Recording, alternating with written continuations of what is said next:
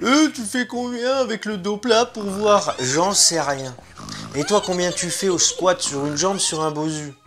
T'en sais rien non plus. Tu es le joueur le plus nul de la planète que j'ai jamais vu passer ici. Aujourd'hui, on va rétablir la vérité sur cette horrible chose qu'est le pontage au développé couché. Pourquoi on en fait, pourquoi ça peut être intéressant d'en faire et surtout comment améliorer le sien. Et avant d'y répondre, évidemment, je te propose de t'abonner, de liker, de commenter et de partager cette vidéo sans oublier de regarder l'intégralité des pubs en entier jusqu'à la dernière seconde de vidéo. Mon yacht ne va pas s'acheter tout seul. Avant toute chose, on va essayer de mettre un peu de contexte autour de tout ça. Le pontage, qu'est-ce que c'est? C'est une technique au développé couché qui consiste à arquer son dos dans l'objectif d'augmenter ses performances. Voilà, c'est juste ça. Un pontage, ça ressemble à ça, à ça, à ça, et même ça, finalement, c'est du pontage. Mais concrètement, en quoi ça augmente les performances? Déjà, premièrement, tu vas réduire l'amplitude. Aussi minime soit-il, le pontage va te permettre de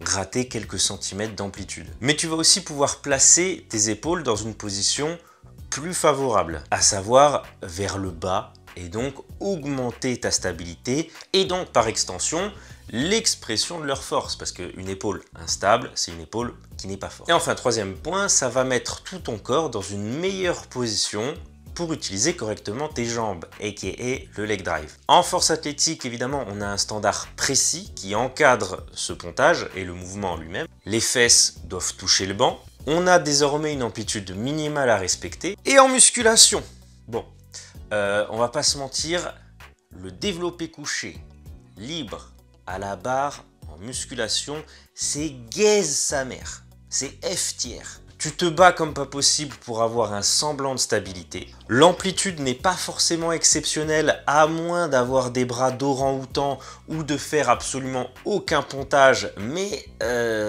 aucun pontage, ça veut dire que t'as pas une bonne position pour être fort. Donc ce niveau surcharge progressive, c'est pas exceptionnel. Donc on oublie tout simplement, tu fais de la musculation, tu veux avoir des gros pecs, tu oublies le développé couché. À part, évidemment, à part si tu aimes ça.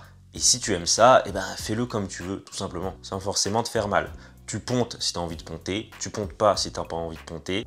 Mais en tout cas, t'arrêtes de me faire chier quand moi je ponte. Et à noter que le pontage, malgré tout, n'a pas besoin d'être extrême pour qu'il soit efficient. Si tu regardes cette vidéo, il y a des chances que tu fasses de la FA ou à défaut de la musculation et donc que tu t'intéresses un petit peu au développement de la force. Sache qu'il y a des fondamentaux à respecter au pontage et au développé couché. Mais ne néglige pas un point très important, la force, tout simplement. Qu'on soit clair, ça ne sert à rien de vouloir passer des heures et des heures sur un rouleau de massage à vouloir tarquer comme un acrobate du cirque Zavata si t'es pas capable d'enchaîner 30 pompes et que ton menton va moins loin que tes pecs. Et maintenant que tout ça c'est clair, on peut passer au pontage à proprement parler. Quand tu arrives sur un banc de développé couché, tu viens placer tes pieds à un endroit et ils ne vont plus bouger du début à la fin de ta série. Ensuite, tu viens te placer légèrement en retrait par rapport à la barre. Tu l'attrapes fermement avec ton grip habituel. Tu places tes omoplates vers le bas sans excès. Étant donné que tu es toujours en retrait par rapport à la barre, tu vas pouvoir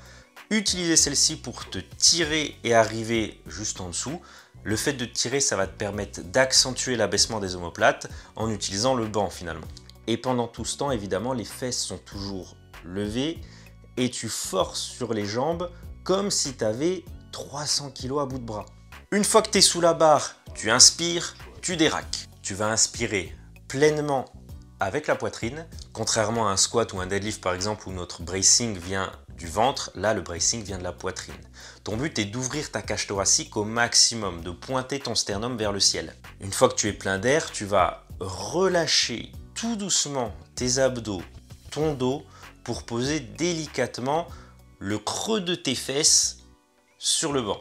C'est la délimitation en fait entre tes fesses et tes ischios. Le but évidemment c'est que tes fesses touchent le banc, mais à vouloir chercher à poser le creux des fesses, la fin des ischios, ça va te permettre d'accentuer encore une fois ton pontage. Le piège dans tout ça, c'est de vouloir surcambrer le bas du dos, ça ne sert à rien. Qu'on soit clair, des méga pontages avec les lombaires, ça ne sert à rien et en plus de ça, on risque de se faire mal. Les lombaires sont déjà en extension naturellement. Chercher davantage d'extension, c'est contre-productif. D'autant plus qu'on n'a pas énormément d'amplitude de liberté sur les lombaires par rapport aux vertèbres dorsales. Alors que les vertèbres dorsales, justement, on va pouvoir aller chercher beaucoup plus d'amplitude, tant en flexion, mais donc aussi en extension. 90% des gains sur ton pontage se feront grâce à la pratique. Et le reste, c'est de la muscu et de la mobilité. Et en parlant de ça, justement, premièrement, tu vas forcer sur tes tirages, plus particulièrement sur ceux qui vont impliquer un mouvement des omoplates. À mon sens, le meilleur tirage en accessoire au développé couché pour progresser sur ce dernier, réduire le risque de blessure et améliorer tes positions et donc tout ce que ça implique sur le pontage, c'est du tirage horizontal avec une prise identique à celle que tu as sur le développé couché, avec énormément de mouvements d'omoplates. Ensuite, niveau mobilité, tu vas pouvoir travailler sur ta mobilité thoracique, celle de tes omoplates, et puis un petit peu de tes hanches, mine de rien, parce que si tu es raide comme pas possible sur les hanches, ça va être compliqué de ponter tout simplement. Et puis le dernier point, beaucoup trop sous-coté, j'ai quand même insisté dessus pendant le setup, mais travaille sur ta respiration pendant ton échauffement, pendant ta mobilité, pendant tes accessoires, une respiration profonde et surtout une respiration avec la poitrine, avec les poumons. J'ai pas parlé de la rétraction scapulaire comme beaucoup en parlent, tout simplement parce qu'à mon sens, c'est pas un point super important dans le développé couché et dans ton pontage.